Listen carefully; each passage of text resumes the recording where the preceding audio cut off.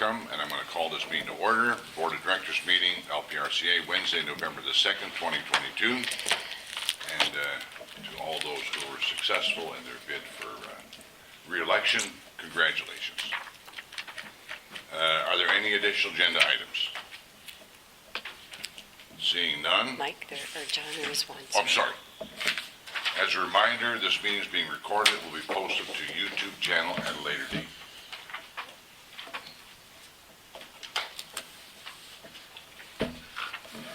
In addition?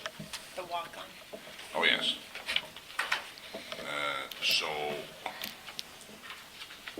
additional agenda items that the LPRCA Board of Directors add Bill 23 and legislative and regularity proposals affecting conservation authorities under new business.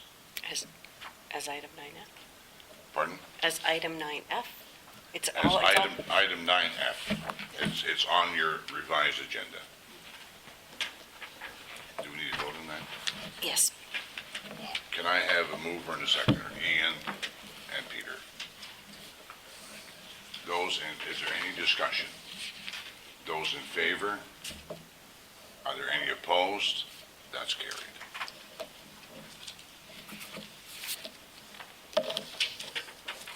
Is there any conflict of interest from anyone? Seeing none, we'll carry on. We have a motion that the minutes of the LPRCA Board of Directors meeting held October the 5th, 2022 be approved as circulated. I need a mover and a seconder. Val and Tom. Is there any discussion on those minutes? Seeing none, those in favor? Any opposed? That's carried.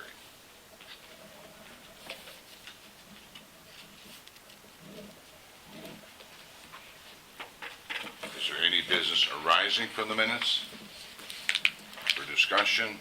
Seeing none. Review of committee minutes, there are none. Correspondence, we will go to Ministry of Natural Resources and Forestry, MNRF, page 6. And everyone has a copy of that. Is there any discussion about that?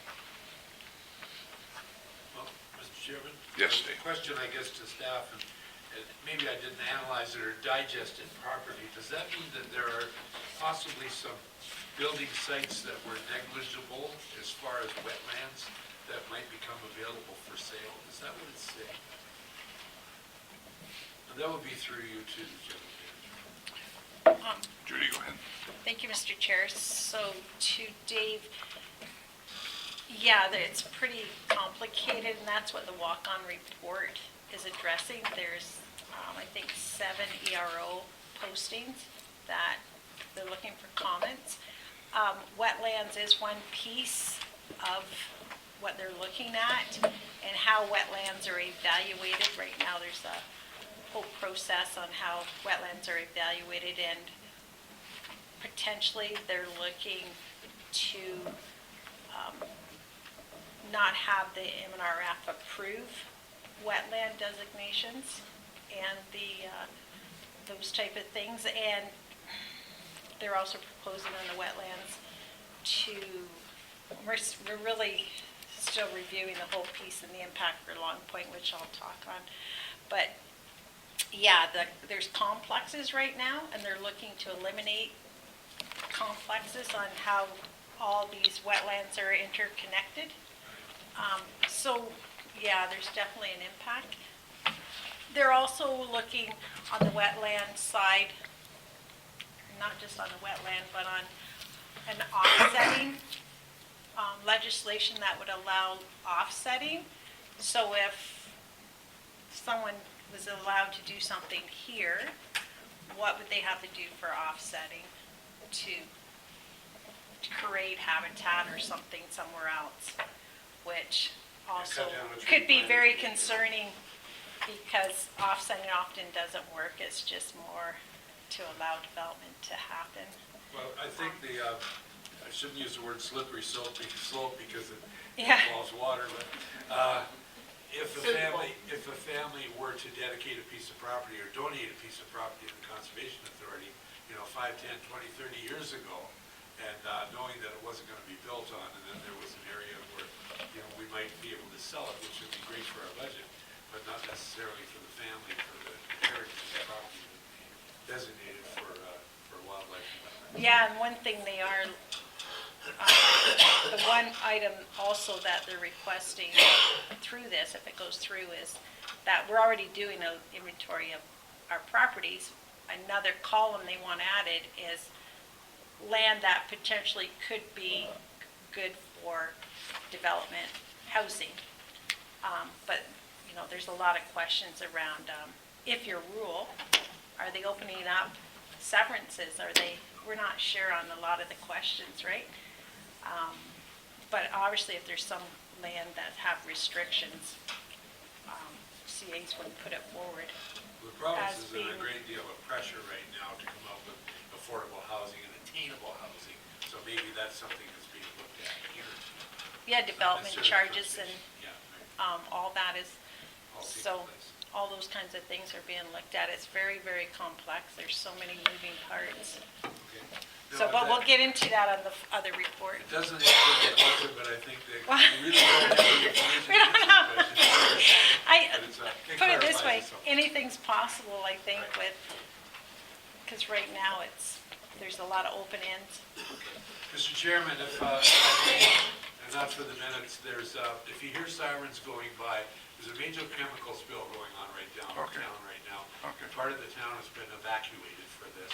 Wow. It's not going to blow up, but I just heard another fire truck going Yeah. by or another siren. So Okay, if you thank hear it, that's what it is, and I'm watching my phone here. Thank In case you. I have to go, but we haven't called an EOC meeting, so I think everything's under control. They're bringing in a hazmat team.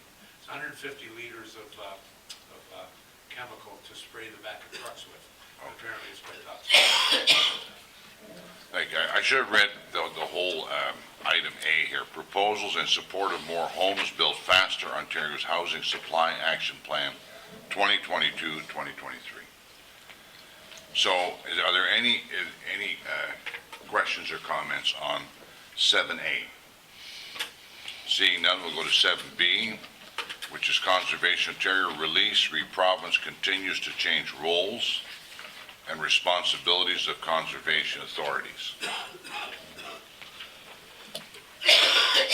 Is there any discussion on that or questions? Seeing none, I have a motion here that the correspondence outlined in the Board of Directors agenda of November 2, 2022 be received as information. Do I have a mover and a seconder? Sure. Mike and Ian. Is there any further discussion? Seeing none, those in favor? That's approved. Thank you. Then we'll carry on to item 8A, which is 24 applications approved, Section 28 regulation approved permits. And is Lori going to speak to that or Leanne? Okay. Mr. Chairman, as indicated, 24 applications for development have been approved by staff since the October Board of Directors meeting. The report in the agenda package summarizes the nature of each development, includes new homes that are being built, a couple of people who have done work without permits, so we're trying to kind of bring them into compliance with our legislation, and if anyone has any questions, we can answer. Yes, ma'am. Yes, I've got one with respect to application 219/22 Clubhouse Road, and it's almost a half a kilometer of berm. Can you give us more information on that as to exactly where that is? I take it as Turkey Point, but what's the plan for that particular property? So this was a permit renewal, or a revision, I should say. It was the property ownership has changed hands. There's existing berms around certain areas there, so if you drive down to Turkey Point Marina and just keep going section there. So there's a bunch of berms there that are done for habitat management and duck and stuff. The Ferris Marsh. The Ferris Marsh is the name of it. Okay, I've had questions about whether there's going to be a marina expansion at that location. I have not heard anything. Okay. I haven't seen anything. Thank you. Any other questions? Peter? Thank you, Mr. Chair, through you. Number 21722, Post Grander Road in southwest Oxford. What's the purpose of the pond that they're doing there? Through the chair, the purpose of the pond is for habitat restoration. So it's just replacing what was We're doing a lot of the wetland restoration. So okay. it's kind of in a section of one of the water courses there, it's kind of an awful scar. So they're doing some excavation to like kind of storage of the property. So do we have staff involved with that as well then from this work? I'm not sure. I understand our Paul Keegan was out there to kind of look at it, if it was going to okay it. I don't believe there's any funding from our staff that are in for it. Any other questions about the applications under section 28? Seeing none, I have a motion that the LPRCA Board of Directors receives the section 28 regulations approved permits report dated November 2nd, 2022 as information. I'd like Dave and Tom. Is there any further discussion? Those in favor? Any opposed? That's approved. Thank you. We'll move down to the general manager's report. Judy? Thank you, Mr. Chair. So, in the report, I just noted that I did attend a couple sessions that were put on for the regulations that had come out earlier this year. So now we'll be dealing with potentially some more new regulations if Bill 23 goes through. And camping closed on October 15th. We did have a really good camping season, I would say, even though there's some rainy weekends. We had 441 seasonal camping sites, which was 44 sites greater than last year. We are doing some improvements at the Haldeman CA currently. We're just doing a washroom facelift interior, fixing the showers and things. The staff's working on that right now. And they have completed the winterization at all the parks. And we are doing some septic repairs in Haldeman also, and then we'll be doing hazard tree removal in the parks for trees that have been identified. We were able to secure the 2 contracts with the school boards for the outdoor and heritage education programs for this fall and next spring. And they are slightly less than what they were in the past. The funding that they have to spend was slightly lower. We increased the rates, but they still signed on, and we're just doing fewer teaching days, which gives us some opportunity to do some out-of-contract work. We're trying to move towards a cost recovery program for those education programs. So other than that, staffs continue to deliver the programs and services in their areas, and everybody's got lots to do. Thank you, Judy. Thanks. Are there any questions for Judy regarding, go ahead, Mike. Judy, what did we have labeled in the budget for revenue on these educational programs? You mentioned they're going to be Oh, basically slightly less. break even, right? But did we have any line budget for income? Yes, so the revenue on the, I don't know the exact number that we had budgeted, but in round figures, we are, from the school board contracts, we're probably about $3,000 less. Is that right, Aaron? For the new contract for the fall term, the revenue will be greater than what we budgeted for, Oh, did you, because we, because we increased the COVID. fee. Because we increased the fee. For- Okay. For, you're talking education programs. Yeah, However, it may not reach the budget target set for the year because there was not a contract in place for the spring of 2022. Okay, thank you. all right, because they will, yeah. Any other questions for Judy? Seeing none. I have a motion the LPRCA Board of Directors receives the General Manager's update for October 2022 as information. Can I have a mover and a seconder? Ian and Val. Is there any further discussion? Seeing none, those in favor? Any opposed? That's carried. Thank you. Okay, we got electronic monitoring policy. Aaron, are you going to speak to that? Yes, thanks. So the electronic monitoring policy is being presented to the members to be in compliance with provisions of the Working for Workers Act. The policy includes definition, scope, authority, active electronic monitoring, passive monitoring, posting, and communicating our monitoring policy. The policy communicates that the authority does not normally engage in active monitoring of employees. However, the authority reserves the right to do so without any prior knowledge, notification. Secondly, the policy communicates that the authority does collect passive monitoring data. This may include, but not limited to, the electronic doors, cybersecurity, firewalls, and other electronic data. It also communicates to authority staff that the authority reserves the right to do so without any prior knowledge to the staff. If there's any questions regarding the policy? Yeah. Was there a policy in place before this, or is this new? Or is this revised? This policy here, there was in our old policy, there was In our personnel policy. personnel policy, a statement that the authority owns the hardware and technology and that it may be monitored. Okay. Any questions for Aaron? Mike? Yeah, this would include like places like Bacchus, people who work, employees who work at Bacchus or this office or the This would- workshop. Yes, it includes all of our staff. Okay.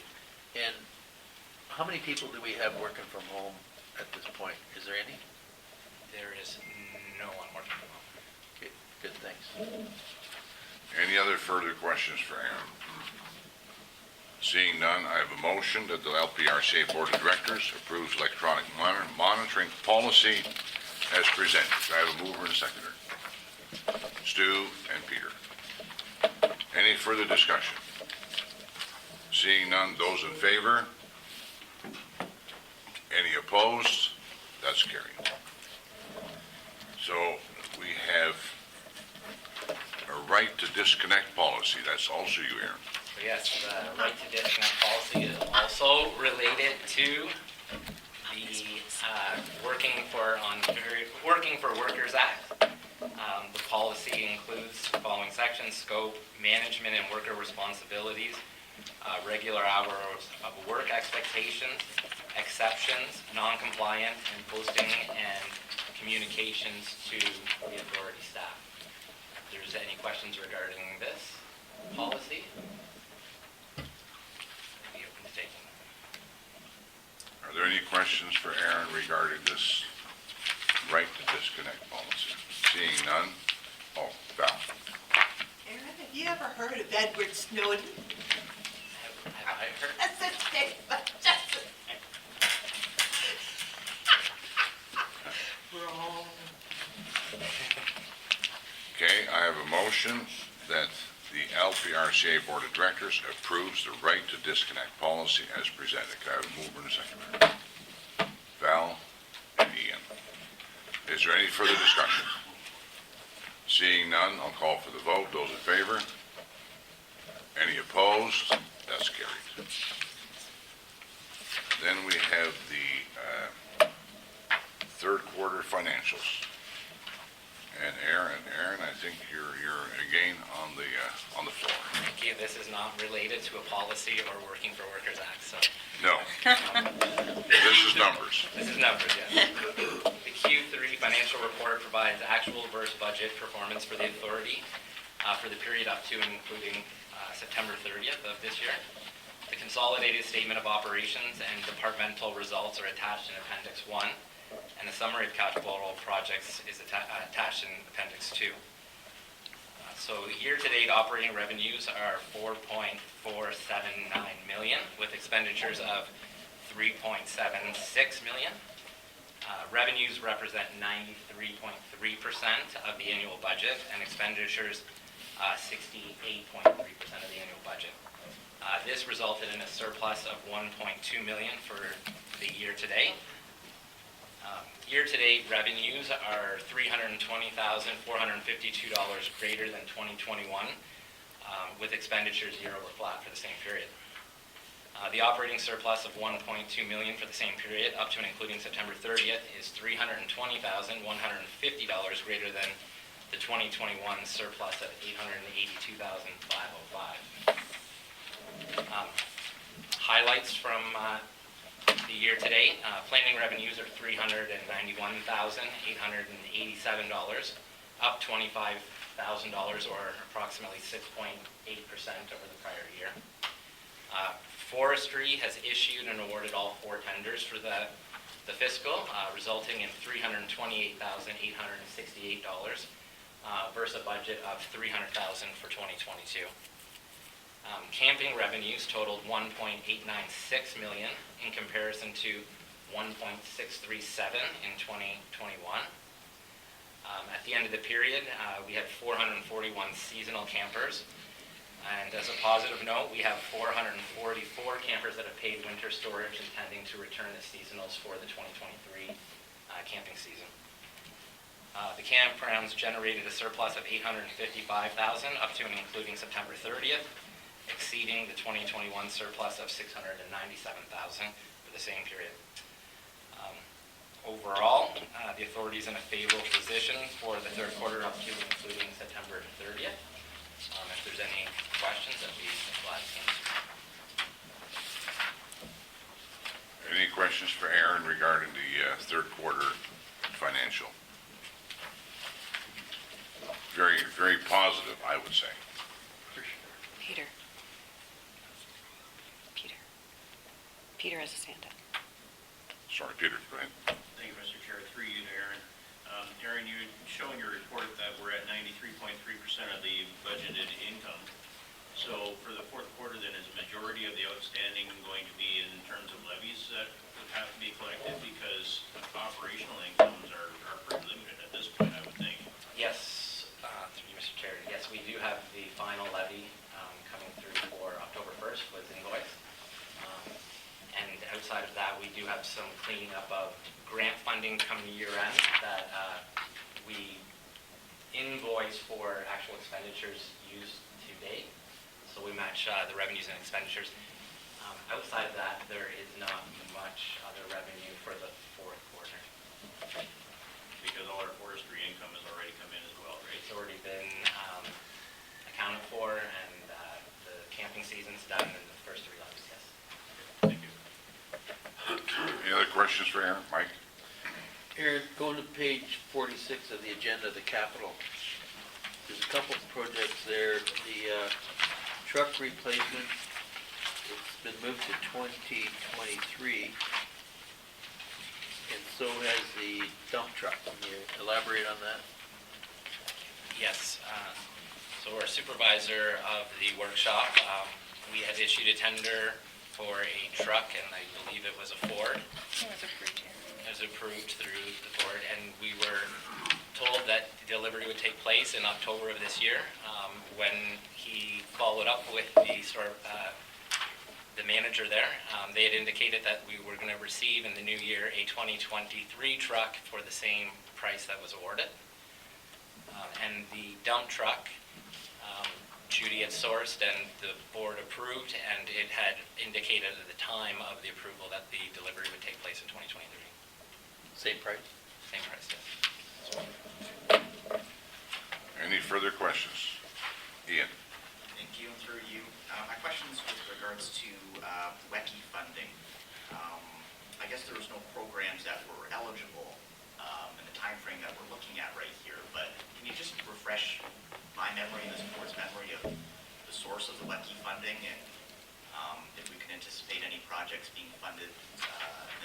capital forecast? I can take that. So through the chair to Ian, so for the Deer Creek Dam repairs, we were we had already agreed with Norfolk County to proceed with a special levy, and we did invoice Norfolk County, but subsequent to that, we did resubmit. It was the third time putting it into WECI, which is through the Ministry of Natural Resources. They get approximately, there's 5 million that's spread across CAs for dams and flood control structures. So we were successful. So we are just wrapping that project up this fall. So there'll be some money refunded back to Norfolk County because we were successful in securing approximately 50% of that project cost. And coming up in the new year, the new budget, we're looking at 2 projects that we would submit to WECI, which we feel would score fairly well. And that would be 50-cent dollars a gain, and that would be for an environmental assessment of the Victoria Dam and also for safety railings at the Lehman Reservoir Dam area because it's not code, and WECI will fund for safety projects like that. So that would be, we're looking at about 100,000 that we would be applying to WECI for projects of 200,000. So trying to minimize the impact to the levy. Thank you so much. For you, so I take it in reading this chart, if there's a note present, there's possible finalization for WECI funding that would be populated in that column. Oh, yes, for year end, we'll have that number. Right. Yeah. So if each time we see a note present, that's how we're capturing WECI dollars that aren't yet received. I just see there's one Under note the there. note 1, yeah, for the Norfolk, that's just saying that Norfolk County, we did collect the special levy. I had updated the board, and possibly you weren't at a meeting where we had got notice that we were successful. So we did reach out to Norfolk Finance and let them know. Good news. Well, thank you for that clarification. Yeah, no problem. Any further questions? Peter? Thank you, Mr. Chair. Through you to Aaron. So we've seen a couple of capital projects getting pushed off a little bit in terms of timelines. Do you anticipate any further delays in future capital projects, future capital acquisitions? I know that a number of municipalities in the area have gone to a pre-ordering type of a scenario for some of their capital purchases in order to get the order on the books and get the actual asset in place at the time that they need it.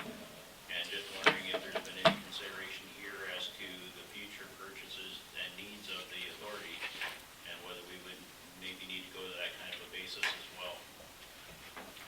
Through you, Mr. Chair, we haven't considered going to a pre-order and coming to the board prior to passing our budget, but we may take that into consideration going forward to see how the vehicle orders do go. I'll pass it over to Judy for some of the capital projects because she had a site visit yesterday with Hydro 1, which has been delayed to meet with them on site about a Norfolk capital project that was in the 2022 budget. Yes, so actually, yesterday morning, the workshop supervisor and myself met with a rep from Norfolk, Ontario Hydro from Simcoe office, and we've been just not able to get started with the Norfolk CA hydro upgrades. So we basically were very lucky that Frank called and just said, we're not having any luck getting a contractor to complete these forms. Can you just not meet with us? Because processes have changed now that they're following a lot of the Ontario Hydro protocols versus the local office. So the fellow kind of had a soft spot for Norfolk because his family had camped there over the years. So he said, I'll give you time at 9 o'clock. So we met him, and the unfortunate part there is because we're trying to see, well, we got the money to the upgrades, what can we do? Because it's a mixed bag inside the park. We own the overhead lines, they own the transformers, and we wanted to see what capacity is at the road so that we know what capacity and what we can do inside the park to get the ball rolling and get an RFP and all that completed. So we found out that three-phase is like 600 meters from our property line. So that is going to be probably a very expensive venture to get that to our property line to have the hydro at the campground. And we currently have two primary lines coming in. And so my question was, what could we do with the two primary lines coming in? And that's a questionable venture because they don't like to have two lines. Once you ask the question and start to do these upgrades, they like to limit properties to having one feed, one hydro line feed. Well, one hydro line feed there without three-phase, it wouldn't work, but he was going to discuss it with his managers to see if there's what they thought, if that's a possibility, because we could really, with three-phase, even with three-phase, probably cap us out at what the sites are that we currently have. There'd be really no expansion because it only can hold so many, there's only so much capacity there. So that's at about 138 sites. And then with having the two feeds, if that remained, we could look at keeping the lines overhead for the primaries and bring the lines underground for the campers, which would still, it's not ideal, but it would really improve the campground from a safety point of view, and also just, we've got old lines running everywhere, going down to all kinds of different panels. It's just a real spider web. So we kind of kicked that around, and we are going to submit the application just so we have it in writing what it would be to bring it to the property for three-phase, but I'm thinking it's going to be too expensive. So we're sort of looking to see what we can and can't do there. But those are the kind of things we're running up against in some of the capital upgrade projects. It's just really complicated when you're having to get third parties like this involved, and when they hold the cards at the road. So, and there's no reason for them, and there's no plan for them to be bringing three-phase down that past us, because there's no industry going in, there's no, a lot of the marijuana grow ops, if we had, unfortunately, there's nothing out there, but those kind of activities take a lot of hydro, so often the line gets put past your property. We're fortunate in Waterford because we had the quarry already having the three-phase, right? We had the industry there, but it's a different story at Norfolk CA, so that's kind of the update on Norfolk, but we're still working to see what we can and can't do there. Any indication what three-phase would cost? About, he said anywhere from 600,000 up Wow. to get it. 20 bucks. What's that? What is it per foot? Yeah, Quite a bit. for 600 meters, so. It's about 20 bucks a foot for the wire. Any further questions for Judy? It's a new challenge of the day. So I have a motion. Any further questions? I have a motion. Excuse me. The LPRCA Board of Directors receives the Q3 financial report September 30th, 2022 for the period up to and including September 30th, 2022 as information. Can I have a mover and a seconder? Peter and Dave. Any further discussion? Those in favor? Any opposed? That's carried. Then we have community outreach. Judy, are you going to speak to that? Would you like to, Zach? Or Zach? I can Okay. do so. Okay. This is just going to be a very brief recap. A lot of this information is information you've already received in earlier sort of general manager's reports and some of my other communications reports, but it's a look back at the year and some of the community outreach initiatives that we've had to date. So kicking things off back in February, we met with the Norfolk-based South Coast Probus Club, and Paul Gagnon and Brendan Good gave a presentation to this local community group about LPRCA and the sorts of things that we did. This was at their request and was a great opportunity to share some information about what we do with our local community. We've actually recently been approached by the Port Dover Probus Club to do a similar sort of report in the new year, so we'll be arranging that shortly. Later on in the year, we definitely had a couple of fishing derbies. You've heard reports for those, but they were both very successful. We had one at Bacchus Heritage CA, and one at Deer Creek, and over 100 participants in each of those. I got some great photos, kids caught some great fish, and fun was had by all. We also did the Lighton and Betty Brown Conservation Scholarship presentation. We awarded 2 of those and had an awesome dinner down at the Marsh Manager's residence. Only one of our 2 recipients was able to attend the dinner and presentation because the other was on vacation with her family, but he had a great time and had a fun tour of the marsh as well. The Memorial Forest event was successful. After 2 years of holding it virtually by filming a video, we returned to in-person this year because the rules around gatherings have eased to permit that. We did have 136 people attend that ceremony. The weather was a little rainy, but it was a very nice event, and we've had lots of great feedback from that. The Carolinian Forest Festival also returned this year. That is put on largely by Kettle Creek and Cactus Creek Conservation Authorities. It's a 4-day event where over 2,000 grade 6 and 7 students get some hands-on outdoor education. So over 500 students a day. And LPRCA sent several staff members there to help out, lend a hand, run some of the activity stations, and help coordinate the event. And that was another very successful time. Paul recently was out and about filming a educational video with the Long Point Walsingham Forest Priority Place. So he was sharing some details on the cover crop program that we supplied for that property. The video hasn't yet been released as far as I've seen, but it's going to be used by the Long Point Biosphere to promote sort of their initiative, and it's going to be a great way for the community to see what cover crops are and how we can help them out when they're interested in adding that to their properties.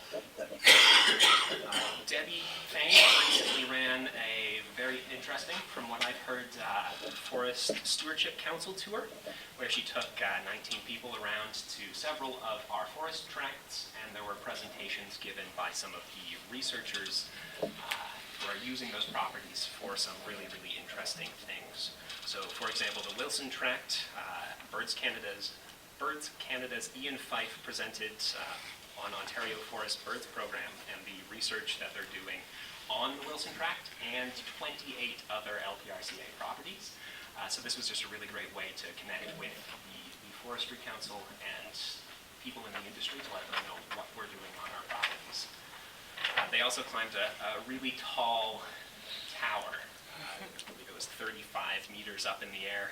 Got some really interesting looks out over the forest, but that's for a climate change analysis project that's going on with McMaster University. So lots of great feedback from that tour as well. There's also a photo of the group in the report. If you take a look at that, you can see everyone having a good time. So that's largely a summary of what we've done to date in 2022. It was sort of a slow restart to in-person events, but we're already gearing up for a much more elaborate 2023. There's some exciting projects in the works. I've recently been in touch with Grand River CA because they are bringing back their Children's Water Festivals. There'll be a couple of those that will be held in person in May, and LPRCA again lends a hand with that. Great way to connect with the youth and get them involved. And then we'll be having our grand reopening of the Education Center. That's going to be a big, exciting event next year, along with all of our 75 years of conservation in the region events. So lots on the docket. I won't go into too much detail just yet, but we've got some exciting plans for each and every one of our member municipalities in 2023, so there's lots to look forward to.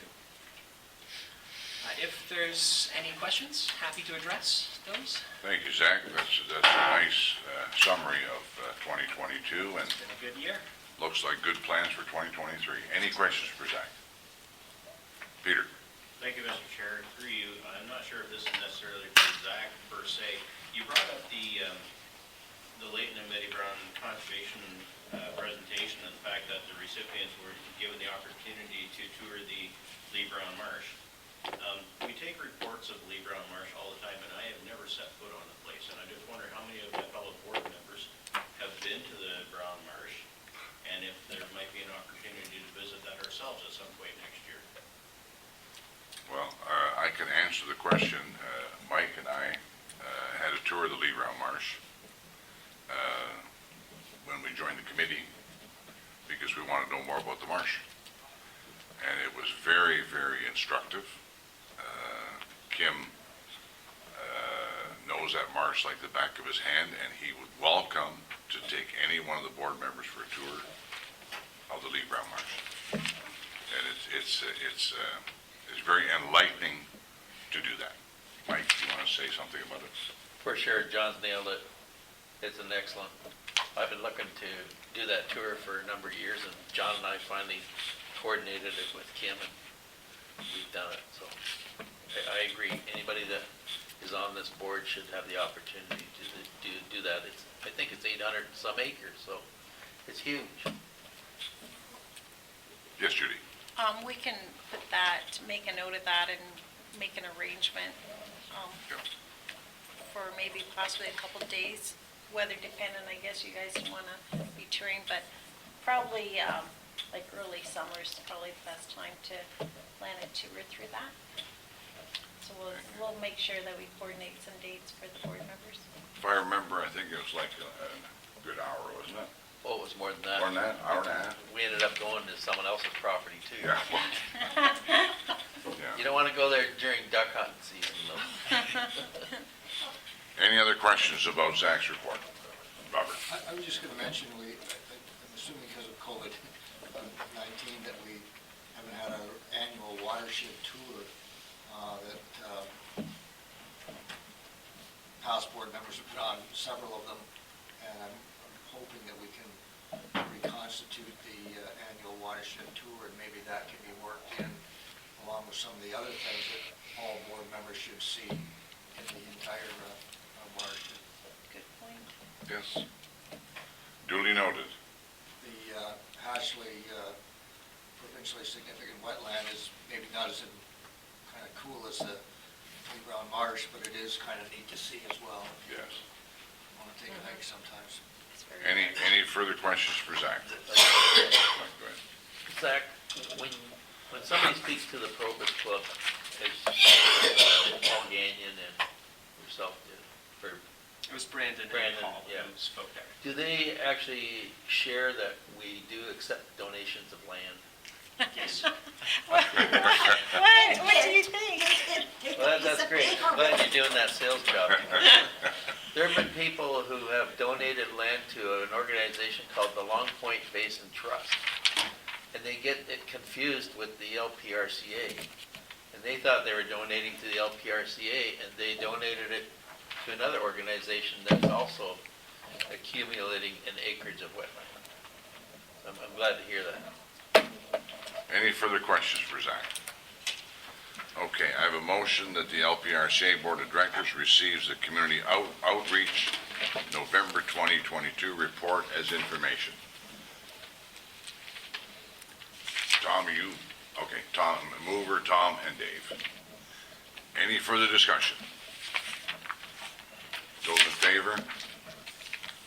Tom, I didn't know if you had a question or you Yeah, thank you, Mr. Chair. I was moving. Okay, thank you. So that brings us to the Bill 23 and legislative and regulatory proposals affecting conservation authorities. And Judy, were you going to speak to that, or is Lori speaking to that? I think I'll kick it off, and probably I'll just ask Lori to possibly support some of the points. This is fairly new information, but just with the timing of the board meeting and the timing that's required to get comments to the EROs that are posted, we thought it'd be prudent to walk a report on tonight and share the information that we know and the concerns that we have noted to date. For LPRCA, there is a lot of information, and it's happening really fast. They're, obviously trying to push it through fairly quickly. So there is a lot of people I know that have been studying this, and obviously you're speaking out mostly for more information. And Conservation Ontario, the message really is, we haven't seen ourselves as a barrier, CAs as a barrier to development. We have streamlined our processes. We worked with, development, moving things through for the approval processes. In the past, we had the working group that had been put together by the Minister of MECP. That was effective. All different stakeholders attended that working group. Things were talked through best, things were decided as a group that were best. Really asking to get back to that type of consultation, and when in the development of the regulations and basically the law. So there is a lot of things affecting conservation authorities, and specifically for Long Point, we're probably not as affected as some CAs, just because we're not doing a lot of work that some other CAs are doing around natural heritage. But it's not to say that potentially we might want to do that type of work. But as we get in this, you'll see some of the restrictions that this that this is potentially proposing, because it is looking to limit what even municipalities can ask CAs to do. Like, it's basically saying you can't enter an agreement with a CA even if you want to hire us to do the work on your behalf. So there are some things that are pretty alarming in this. So maybe we'll just jump right into it. As you guys probably all heard in the news, it's the Province of Ontario Bill 23, more homes built faster, and there's, like I said, 7 ERO postings that we have been reviewing and sitting in calls with Conservation Ontario. MNRF had a technical session yesterday. It wasn't very technical because they didn't have a lot of answers, but that was put to them. But anyway, it was interesting. They're just saying make sure you put your comments in if you have concerns. So just starting with the chart, the summary that's attached. The first one is number 019-6141, and this is the legislative and regulatory proposals affecting conservation authorities to support the Housing Supply Action Plan 3.0. This one is due, comments is due November 24th. So Lori and I just tried to summarize some of the key points on the right-hand side, so we can just quickly go through them. They're looking at changes to the CA Act to enable a new Section 28 regulations for CA permitting. And then we have more comments down below and related to another ERO. Enables the exemption of development authorized under the Planning Act from requiring a CA permit. Not a lot of details there, so we're highlighted on that, those 2 points. The concern, there is very little detail or indication in the CA Act proposal where this enabling provision might be used in future regulation. A lot of it is, you can't really get your hands around to actually analyze what the impact is because a lot of the details aren't there. So that's concerning. Municipal plan review services restricted to natural hazards, flood, erosion, drought, regardless of CA municipal agreements. This is where I'm saying, even if there's a municipality that's using a CA because they have the expertise to do this, and it'd be like in our new regs category 2 item, not allowed. You can't enter that agreement to get that work done with the CA. We currently don't have anything, but we have had agreements with municipalities to perform different things. Wouldn't be allowed. If it's not in category 1, you don't need, like, they don't want CAs doing it for a municipality, which will hurt some of the smaller municipalities because they don't have the staff or the expertise, right? It was a good option. Also, municipal plan review, okay, I said that. So then our concern is municipalities need to be able to request and have agreements with CAs for service they want. They're also in this one, they're talking about enables the minister to free CA fees at specified CAs, but we're not sure who these specified CAs are. There's no information on that, so it may or may not be us. I'm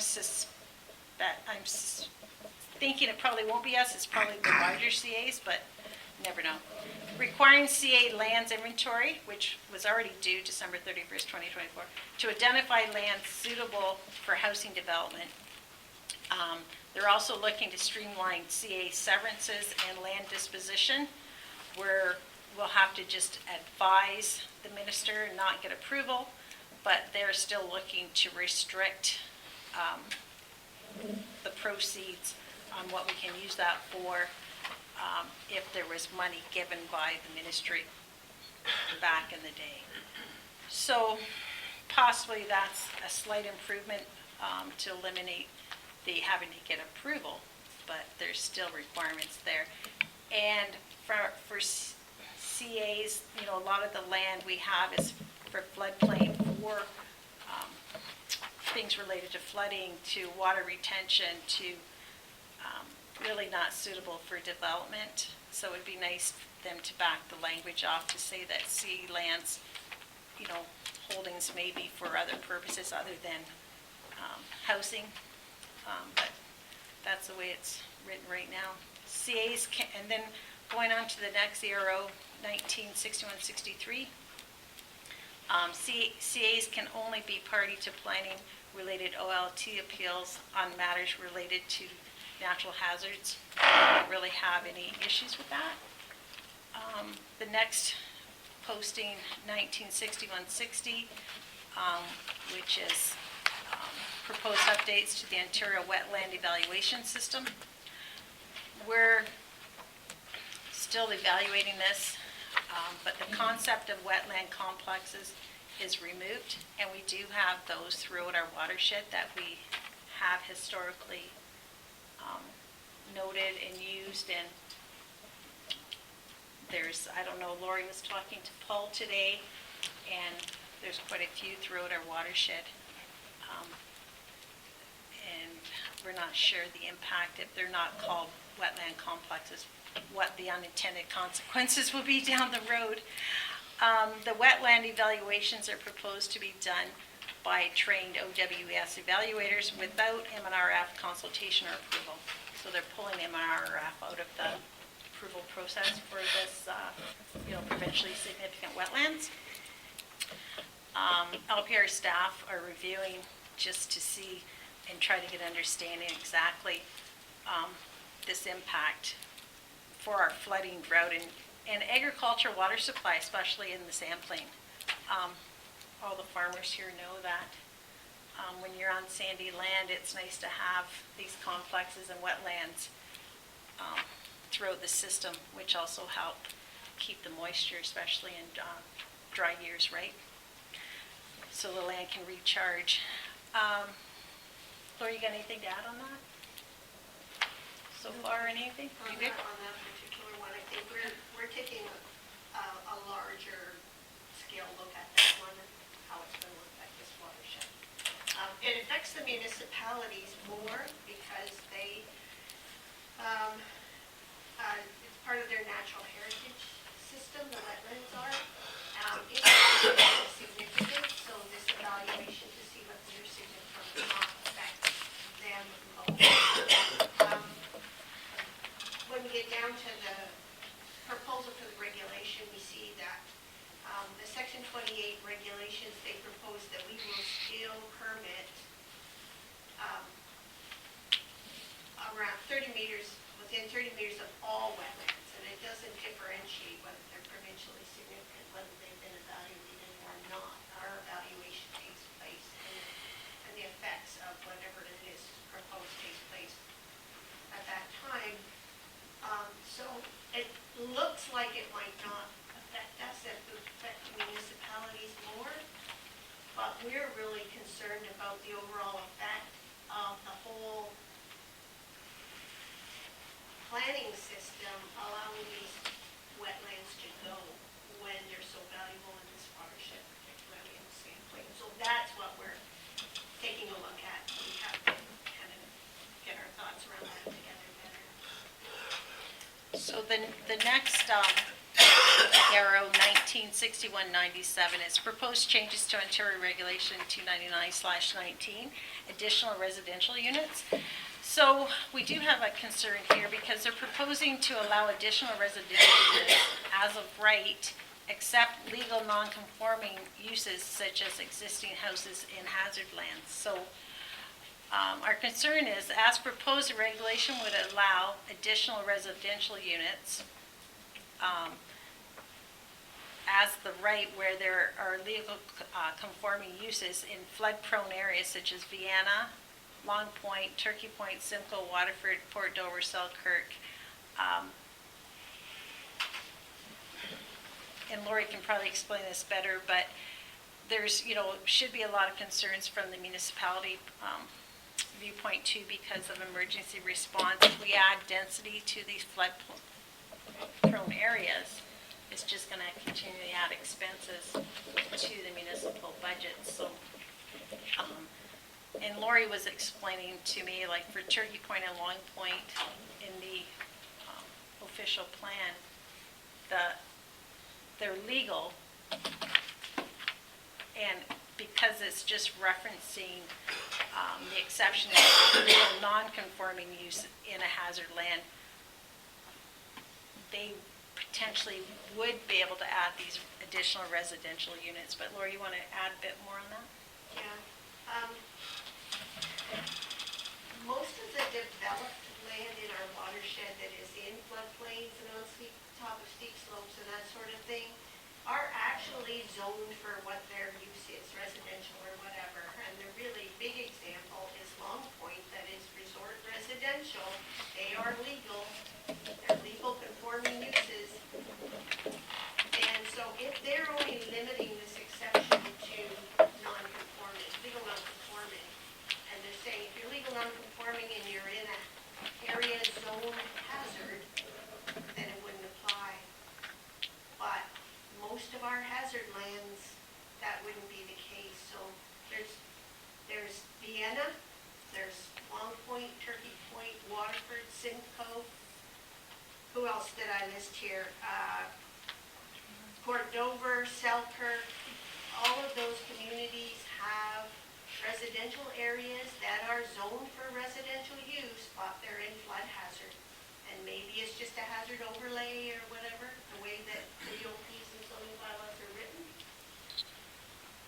And we're suggesting here that up till now, those places could, maintain themselves and all that sort of thing, but no new residential units. So because we don't want to put more people in those hazard areas. And so we're suggesting here that in addition to our concern, the municipal emergency response should be concerned. If they start allowing this as of right, increase in density in these areas. So the next ERO number is 1929-27, and this is really the Section 28 regulation proposal. So we have a few points here. So the proposal is to make one new Section 28 regulation instead of one per CA. Each CA has their own regulation currently. And the definitions, they're looking to change the definition, but the ones that they're suggesting is consistent with the definitions that we use. For control of flooding, erosion, dynamic beaches, hazardous soils, and bedrock, they're looking to remove pollution and conservation of land from the regulation, which Lori tells me, and Leanne, that doesn't cause a lot of concern for us when we're dealing with this, with our Section 28 regulation. The applicable flood standards for determining the flood hazard lands are not proposed to change from the standards outlined in the current state regulations, but we do have a concern because currently our regulatory flood standard was changed from the regional storm, which was Hurricane Hazel, to the 100-year flood with ministerial approval in 1987. So we need clarification that the current line that we regulate to will not be changed if they go to one regulation. Because if it changes to the regional storm, we'll be regulating, there'll be a lot more regulated area in our watershed, which will not make people happy because the area will expand that we're overseeing. And that's about how far up the flooding goes, right? So that's the line on where we regulate.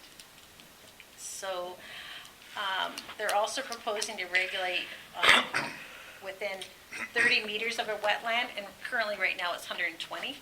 So we'll have to take a look at the impact on our revenue for that, because the permits now, you won't have to permit something if it's, I don't know, 60 meters. Currently we do up to 120. They're going to take it to 30 meters from a wetland. So definitely have an impact there for us. They're also proposing to exempt some low-risk activities. Lori and Leanne looked at that.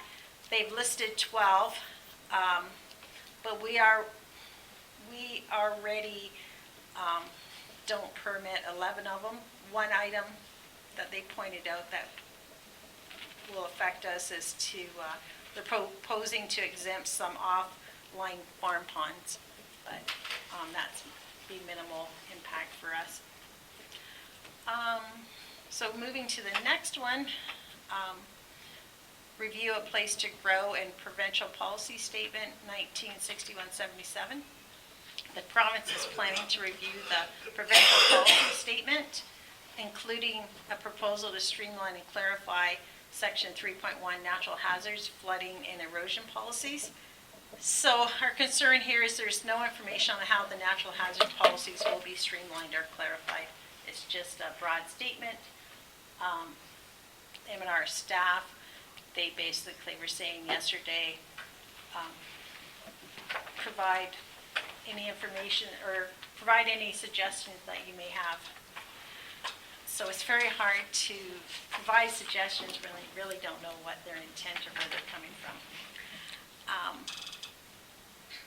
Conserving Ontario's natural heritage, so 1961-61. The province is considering a policy to enable offsetting to compensate for loss of natural heritage features and functions, and that's what I touched on talking when Dave had the question. So we're reviewing comments from other states who are more familiar with this offsetting policy, and we're going to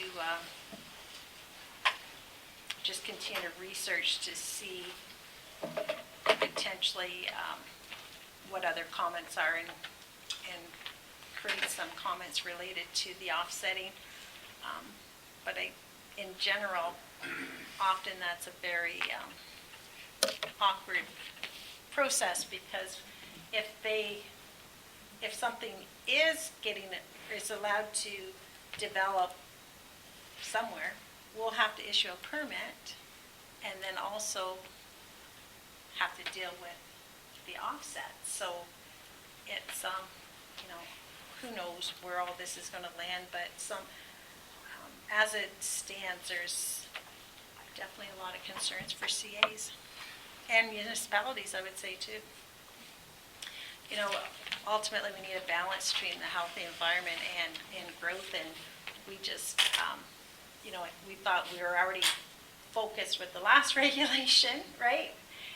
With what they're saying our mandatory things were, we thought, you have two willing partners, you can enter into agreements if those services are provided, but that sort of all is changing. So we will see where it all lands. Just a comment, Judy, has this gone out to all municipalities? So it would have been this, so when it was announced, Bill 23 probably there would have been correspondence, because MMH, Ministry of Municipal Affairs and Housing, they're the actual,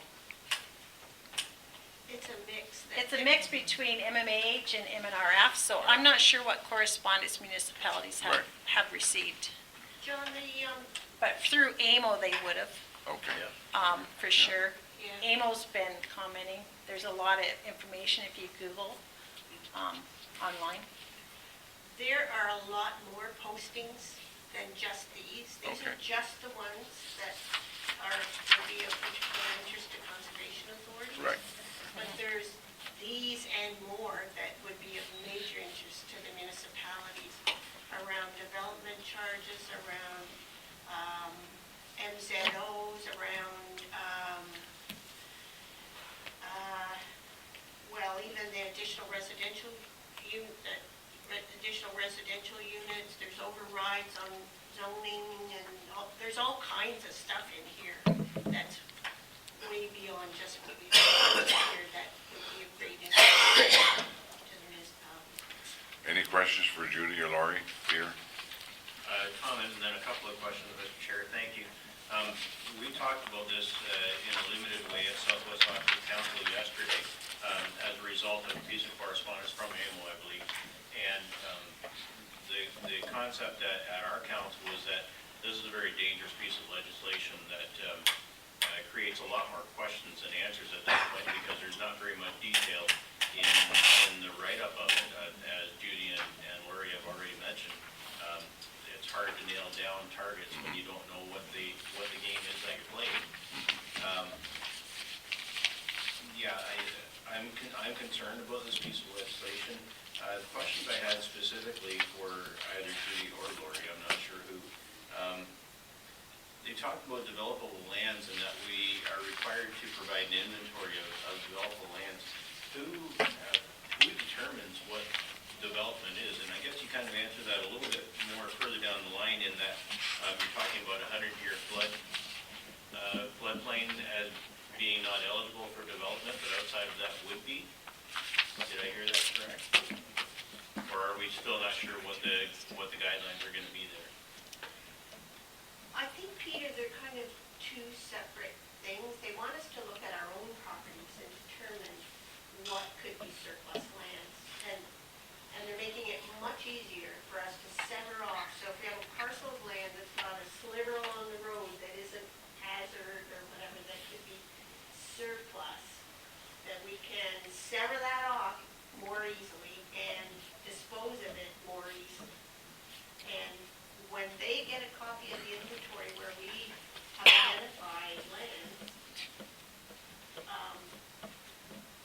I don't know, some of the CAs are concerned that they might just tell us to do it, because they're promising to free up public land. Anyway, that's what it would be. It would be where we can find pieces of surplus land that are developable.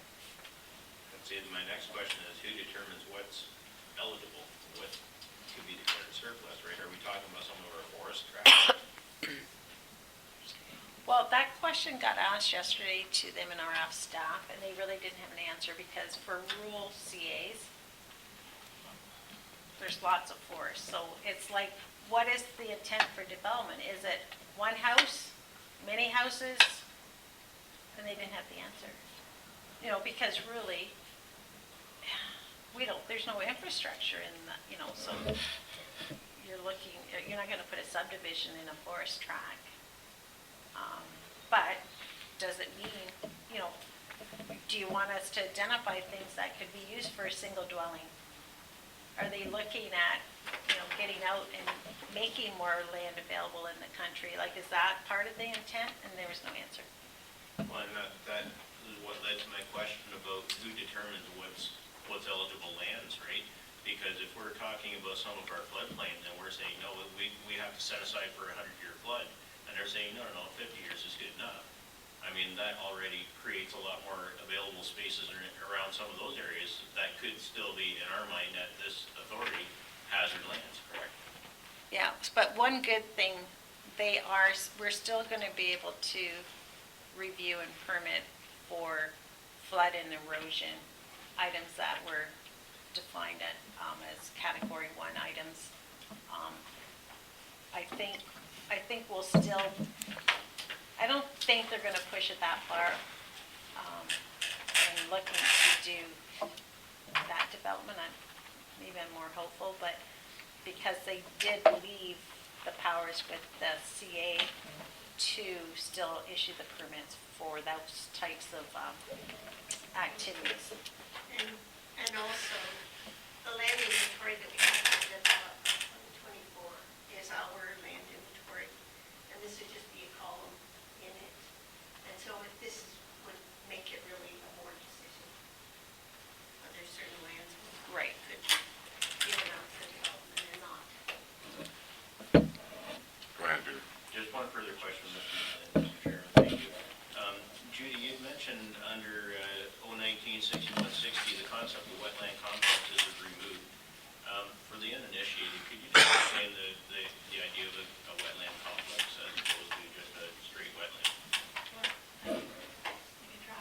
Okay. So basically, if you want to do a wetland evaluation, of course, there's tons of factors that involved with it. One of them being, in order for it to be complex, which usually leads to a provincially significant designation, you get more protection with that. They have to be a certain size, has to meet a score. So if you go out in one of our forest tracts or anywhere kind of in the sandplain or other areas, you're not going to have one big wetland. Sometimes you have a little pocket here, a little pocket here, a little pocket here. And if they're within a certain distance of each other, they're connected hydrologically, you can complex them. So it protects all of them, and if you take away that, they might not meet kind of that level of protection that they have right now.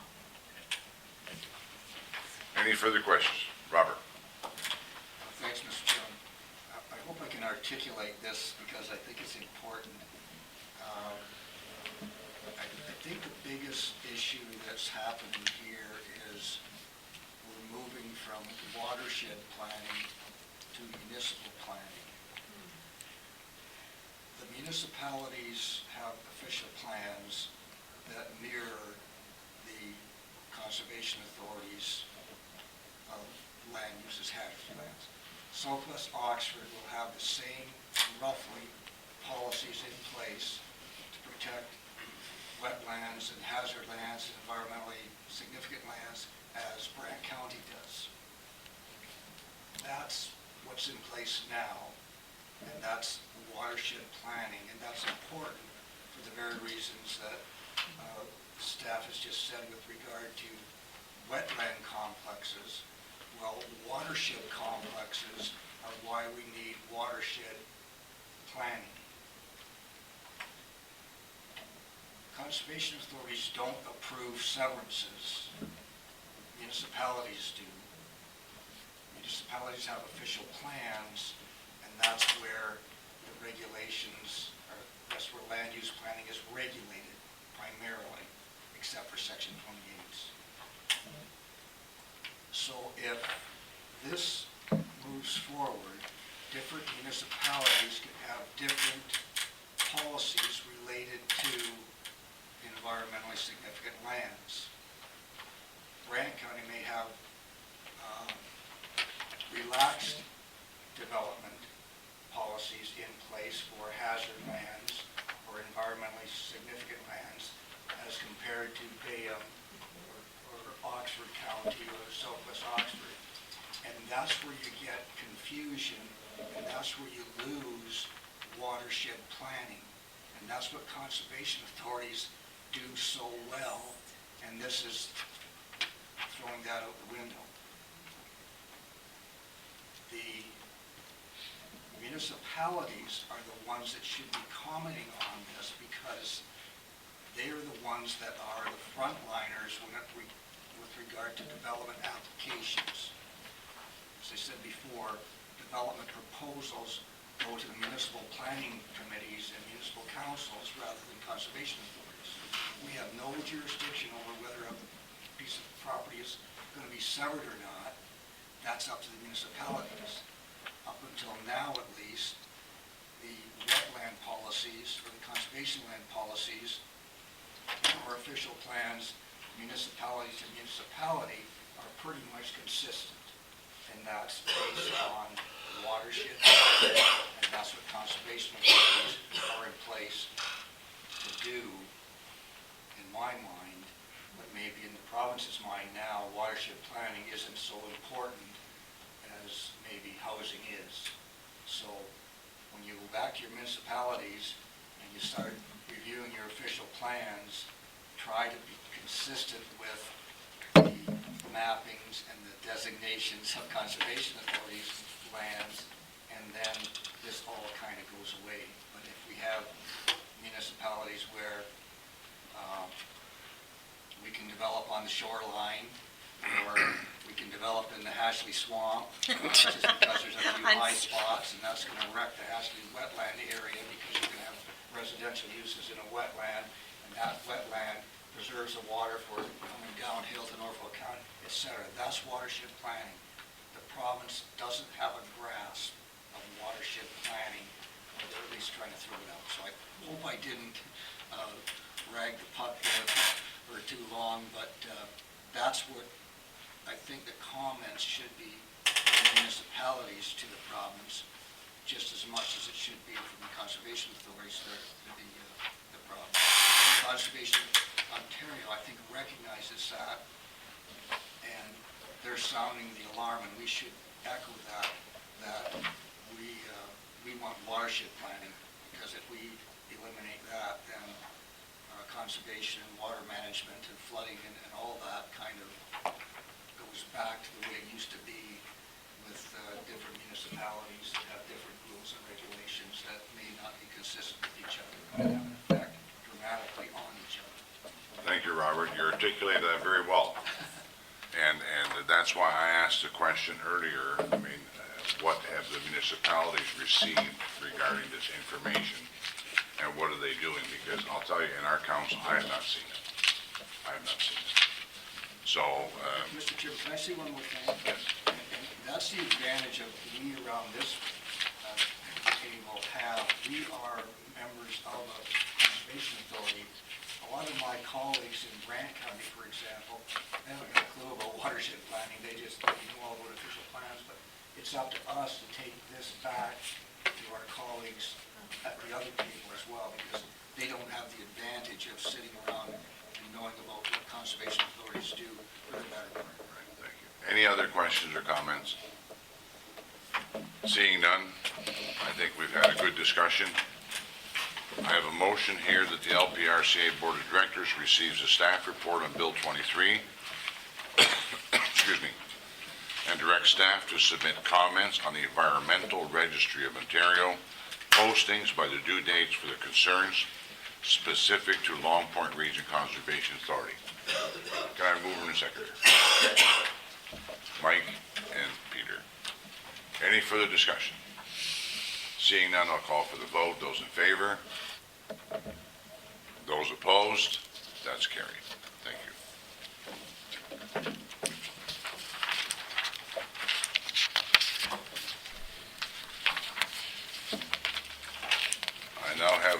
motion that the LPRCA Board of Directors does now enter into closed session to discuss labor relations or employee negotiations. Can I have a mover and a second? Ian and Val. Those in favor? Those opposed? That's carried. So we are now moved out of closed session, and since we have covered our agenda, this meeting is now adjourned. Thank you.